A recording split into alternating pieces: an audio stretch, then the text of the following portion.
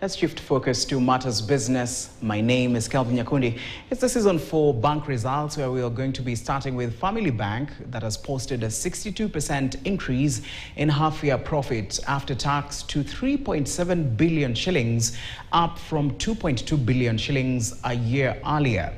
Now, the lender says the growth was supported by a 41% rise in net interest income to 9.7 billion shillings, while total assets expanded to by 24% to 238.9 billion shillings. Now, customer deposits increased by 20% to 180.2 billion shillings, pointing to continued growth in the bank's balance sheet. Now, according to the CEO, Nancy Njau, this attributes the performance to disciplined execution of the lender's 2025 to 2029 strategy.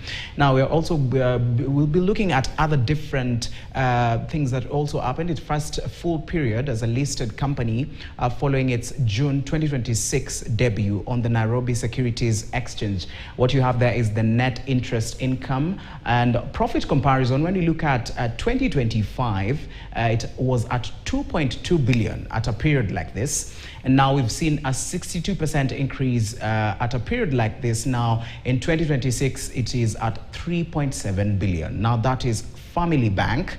Now we move on to